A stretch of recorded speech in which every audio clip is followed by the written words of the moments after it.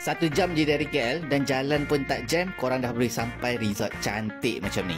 Hari tu kita orang pergi staycation dekat Tamu Eco Lenggeng. Mungkin ramai tak pernah dengar pun nama Lenggeng ni, padahal 1 jam je dari KL, lepas tu tak jam pun. Lepas tu boleh terus sampai kat kawasan yang sirin macam ni. Bayangkan buka pintu bilik, korang terus dapat view macam ni. Cantik kan? Kalau tengok susunan selang-seli ni, bilik dia ada 2 jenis. Satu untuk 4 orang, satu lagi untuk 6 orang. Kalau untuk 4 orang ni, masuk bilik terus nampak katil kat tengah. Lepas tu dekat tepi ni ada day bed, boleh pull out untuk tambah lagi seorang. Mungkin nampak macam kecil sebab ada dinding kat belakang ni, tapi sebenarnya ni partition je. Dekat belakang ni ada working desk, lepas tu ada tempat gantung baju. Paling unik, air diorang bagi dalam labu sayung. So air tu agak dingin lah. Ni pula tandas dia, luas, lepas tu ada mini garden lagi. Overall bilik dia sangat-sangat selesa untuk 4 orang. Kalau untuk 6 orang pula, design dia sama je, cuma dekat atas ada loteng, dekat situ ada lagi satu katil, boleh tambah lagi 2 orang. Nak tidur malam dia orang siap bagi starry light lagi, boleh lah ambil feel. Kolam dekat sini view memang cantik sebab dekat lereng bukit. Air pun dia orang pakai air bukit juga, tapi kalau nak lagi real, boleh jalan kaki sampai dekat sungai dekat bawah. Kalau datang untuk santai, nak healing, ambil gambar, banyak pot korang boleh ambil gambar. Ini ada viewing point, boleh tengok pemandangan, cantik. Tapi kalau nak beraktiviti pun ada juga dia orang bagi. Ini ada pool table, ada foosball, ada dart, even untuk kanak-kanak pun ada playground juga. Lepas tu ada mini petting zoo. Ini siap boleh pegang lagi. Kira memang enjoy lah. Tapi bukan untuk family je. Kalau grup besar pun boleh datang. Diorang ada hall, nak buat meeting, nak buat aktiviti, nak solat berjemaah pun diorang ada surau. Malam-malam diorang pasang campfire. Ni boleh lah bakar marshmallow tu. Untuk dinner pula korang kena add on. Tapi kalau breakfast dah complimentary dah, tak payah fikir. So korang boleh lah try Tamu Eco Lenggeng dekat Negeri Sembilan. Boleh tengok tag ataupun korang pergi je laman web tamuecolenggeng.com.